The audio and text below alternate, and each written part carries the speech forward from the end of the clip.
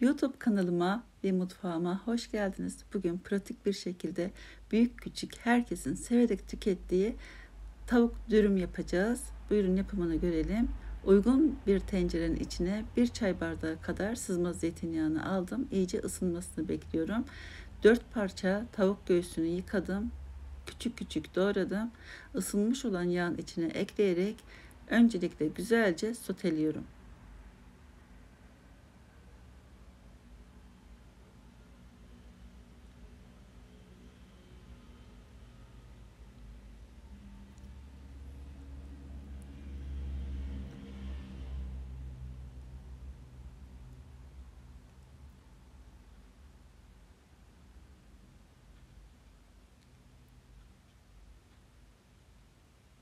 Kapağını kapatıyorum. Kısık ateşe alıyorum. Kısık ateşe alınca etler kendi öz suyunu bırakacaktır. Tekrar kapağını kapatacağım. Kısık ateşte etler suyunu çekene kadar pişireceğim. Gördüğünüz gibi etler suyunu saldı, çekti. Şimdi göğüs biraz kuru olduğu için tekrar yağ ekleyeceğim. Şöyle 1-2 dakika daha çevireceğim. Güzelce kavrulsun.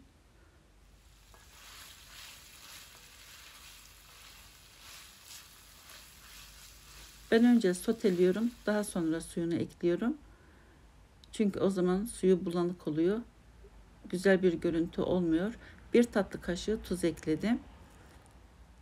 2 tatlı kaşığı da kırmızı toz biber ekliyorum. Şimdi artık bu aşamadan sonra 1 bardak sıcak su ekleyeceğim. Karıştırıyorum ve kısık ateşe alıp şöyle 1-2 taşım kaynayana kadar pişireceğim. Artık suyunu fazla çektirmiyoruz. 1 taşım kaynaması yeterli. Ocağın altını kapatabilirsiniz artık.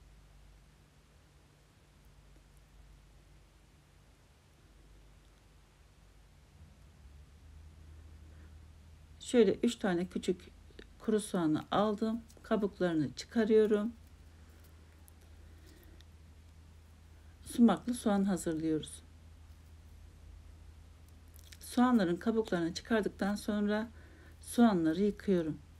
Daha sonra gösterdiğim şekilde doğruyorum.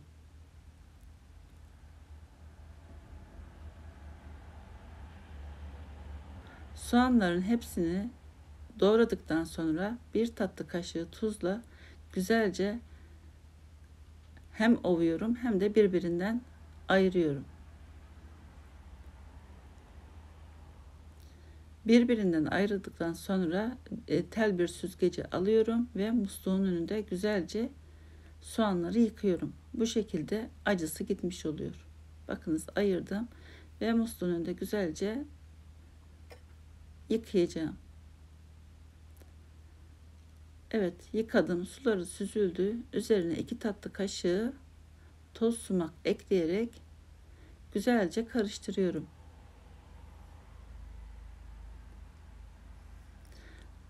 Sumaklı soğanımız da hazırdır artık. Dilerseniz 1-2 kaşık da zeytinyağı ekleyerek karıştırabilirsiniz. Burada yarım demet maydanoz var.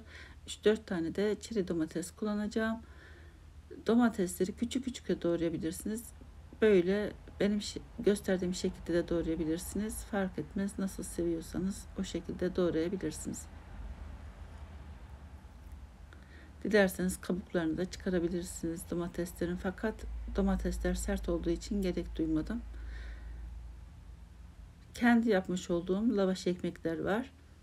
Tarifleri de kanalımda vardır. Lavaş ekmeklerin çok kolay. Öncesinde böyle tavuğun suyuna buluyorum. Hem lezzetleniyor hem de yumuşamış oluyor ekmekler. Daha güzel, lezzetli oluyor. Dilediğiniz miktarda içini istediğiniz gibi doldurabilirsiniz. Dürümlerinizi hazırlayabilirsiniz. Buraya kadar da izliyorsanız ve tarifimi beğendiyseniz beğen tuşuna basıp abone olup bildirim zilini aktif hale getirirseniz ben tarif paylaştığımda size anında bildirim gelir. Yapıp deneyecek olanlara da kolay gelsin, afiyet olsun. İzlediğiniz için çok teşekkür ediyorum.